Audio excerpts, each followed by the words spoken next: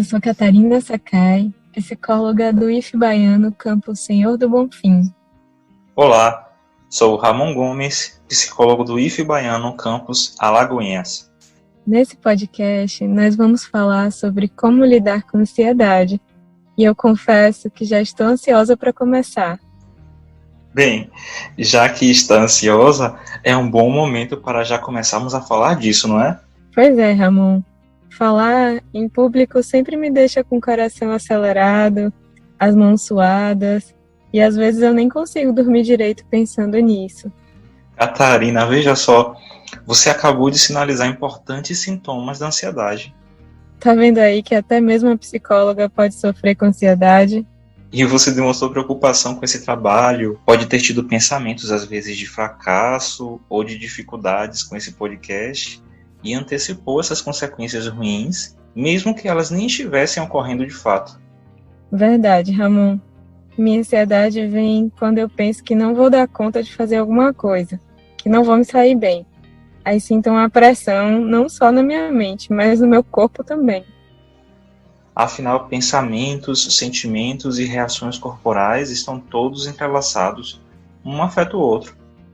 Mas vamos lá, Ramon. Como a gente define a ansiedade?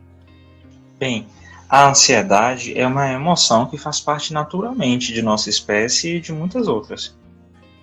Ela tem, de modo geral, um papel protetivo, pois a inquietação gerada pela ansiedade pode favorecer a preparação do organismo para lidar com um possível evento ameaçador. Então, você está me dizendo que a ansiedade pode ser uma emoção importante para nós? Ótima pergunta. Sim, a princípio a ansiedade, como até falei antes, nos leva a uma autoproteção. Por exemplo, se você se sentir pelo menos um pouco ansiosa nessa pandemia e preocupada com a Covid-19, quando estiver chegando em casa da rua, provavelmente você vai ir logo higienizar suas mãos e sua máscara, não é verdade?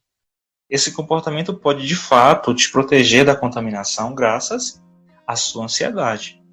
Porém, já em muitas ocasiões outras, podemos cometer erros de pensamento e acreditar em ideias enganosas. Nesses casos, a ansiedade é desnecessária e pode ser tão grande a ponto de nos paralisar, atrapalhar nossa rotina e piorar nossa qualidade de vida. Quando isso acontece, podemos estar diante de um quadro que envolve um transtorno de ansiedade, que precisa ser avaliado por um profissional de saúde mental. Você pode me dar um exemplo de quando a ansiedade ela é prejudicial? Com certeza. Vamos lá. Uma adolescente pode estar agora em época de aulas remotas e pensar que, mesmo já tendo estudado pela internet antes, nunca foi avaliada online e que por isso não vai conseguir ser aprovada. Quando pensa nisso, sente suas mãos suando, seu coração palpita mais aceleradamente e quando chega o momento de estudar, essas sensações só pioram. Aqui temos um exemplo de uma ansiedade baseada em erro de pensamento, já que o fato de nunca ter sido avaliada online não pode prever necessariamente que ela não será aprovada. E nesse caso, Ramon, o que a gente pode fazer para controlar esse pensamento e essa emoção que atrapalha? Uma dica legal é que façamos o questionamento de evidências quando estivermos ansiosos. É preciso refletir um pouco e pensar: o que está passando em minha cabeça agora? E deixar vir as ideias, imagens e mensagens, sejam elas quais forem. Escolha a que mais acredita que está te afetando e faça o questionamento de evidências. Por exemplo, um homem que tem sentido dores de cabeça e teve um parente próximo falecido de câncer tem pensado: acho que tenho um tumor cerebral e estou com os dias contados. E por isso tem se sentido muito ansioso. Porém, que evidências ele tem de que seu pensamento é uma verdade? Existem evidências que contrariam o que ele pensa? Eu acho que se uma pessoa está com uma dor de cabeça que faz com que ela se preocupe a ponto de pensar que tem um tumor cerebral, esse é um pensamento que causa mesmo muita ansiedade, porque prevê uma catástrofe no futuro. Acho que nesses momentos o melhor mesmo é parar para fazer algumas reflexões. como das outras vezes que eu tive dor de cabeça, qual era a causa? Eu tenho algum exame que comprove um tumor cerebral? Ao levantar essas dúvidas, a pessoa já se sente um pouco melhor, porque a certeza da doença já não existe mais. Além disso, se fosse eu, iria o quanto antes procurar um médico especialista, fazer alguns exames, descartar minhas dúvidas e meus medos. Inclusive, isso o levaria a flexibilizar seu pensamento anterior de que tinha verdadeiramente um tumor cerebral, mesmo sem nenhuma evidência a favor dessa ideia. E muitas vezes acreditamos em tudo que nossas mentes nos contam e em tudo que sentimos, não é? Porém, vários pensamentos e sentimentos que vivenciamos estão errados e bem longe da realidade concreta da vida, nos fazendo sofrer sem necessidade. Mas e no caso de a pessoa ter uma crise de ansiedade em certo momento? Que sugestão você daria para que pudesse reduzir a sensação de desconforto? É bem importante a gente falar disso, porque as crises de ansiedade podem ser muito incômodas e causar muito sofrimento. É importante saber que existe uma parte do nosso sistema nervoso chamada sistema nervoso simpático, que quando expressa ansiedade e libera hormônios do estresse, provoca reações rápidas e desconfortáveis, como falta de ar, taquicardia, dor de barriga, tremores, sudorese, sensação de desmaio. Nessa hora, uma dica muito eficaz é realizar uma respiração mais profunda, que chamamos de respiração diafragmática. Inspiramos o ar, expandindo a barriga e contando até 3 segundos. Seguramos o ar por 3 segundos e soltamos o ar em 6 segundos.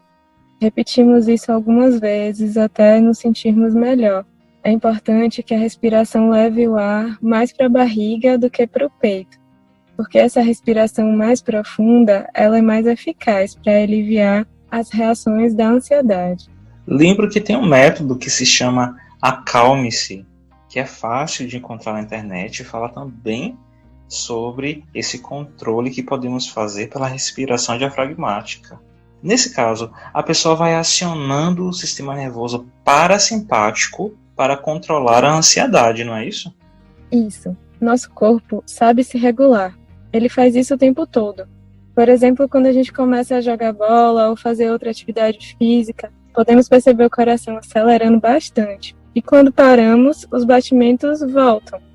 Ou então, quem aí já levou a carreira de um cachorro ou até de uma vaca? Quem mora na zona rural vai me entender. Nesses momentos, tivemos reações físicas internas rápidas, a respiração ficou mais curta, os batimentos cardíacos rápidos, e isso nos ajuda a correr, a pular um muro ou fazer qualquer coisa que for preciso para poder fugir. Mas depois de estar longe do perigo, nosso coração volta a bater normalmente e a sensação de medo vai embora. Nas crises de ansiedade acontece o mesmo. Há um momento em que o estresse dispara sensações corporais muito desconfortáveis, mas após chegar num pico, essas sensações começam a diminuir. A diferença é que no caso da ansiedade, a gente antecipa no nosso pensamento situações que poderiam nos causar medo. Entendi, Catarina. Inclusive, pessoas que sofrem de crises de ansiedade costumam ter pensamentos errôneos, como os de que perderão totalmente o controle ou até de que poderão morrer, quando na verdade, como você mesma disse, essas reações são temporárias e sempre passam. É importante acreditar então na evidência de que crise de ansiedade não leva a pessoa à morte. Mas, Ramon, e quando a pessoa não conseguir se regular diante de situações de crise de ansiedade? Isso pode acontecer. Às vezes, essa regulação pode ficar mesmo difícil por diversas razões. Aí que precisamos usar outros recursos. É importante procurar ajuda por meio de psicoterapia ou medicação prescrita por um médico. E existe alguma forma de prevenir a ansiedade? Com certeza. Alimentação saudável, meditação, exercícios físicos podem ser bons aliados no processo de reequilíbrio das emoções. E todos nós podemos buscar ter uma vida com menos estresse, fazendo novas escolhas e cuidando mais de nossas mentes e corpos. É preciso observar os nossos pensamentos e sentimentos e questioná-los quando causarem incômodos. Procurar evidências contrárias e colocá-los em dúvida, já que podem muitas vezes não ser verdadeiros. Foi muito legal fazer esse podcast. Eu peço às pessoas que estão nos ouvindo que, se tiverem alguma dúvida, relatos ou sugestões sobre esse tema, enviem um e-mail para nós, que teremos satisfação em voltar a falar sobre isso.